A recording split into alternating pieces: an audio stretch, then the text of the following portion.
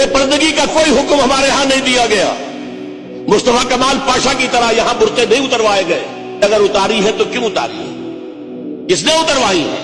ہم نے خود. جس کے پاس 2 پیسے ہو گئے، معلوم ہوا برقع تو شاید پرانی دقیانوسیت کی علامت ہے، دفع کرو اس کو. اس کے بعد چادر رہ گئی، چادر گئی.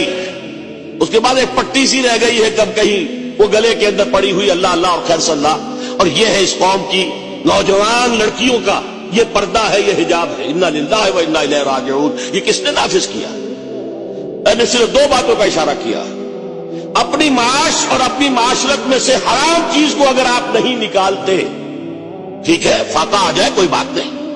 صحابہ سے کہا گیا تھا ہم فاقے سے بھی آزمائیں گے اور جان و مال کے نقصانات سے بھی آزمائیں گے. اور یہ تو جب تک ان آزمائشوں سے نہیں گزرو گے تم ہماری مدد کے مستحق نہیں قرار پاؤ گے. امتحانوں میں سے گزر جاؤ پھر ہماری مدد آئے.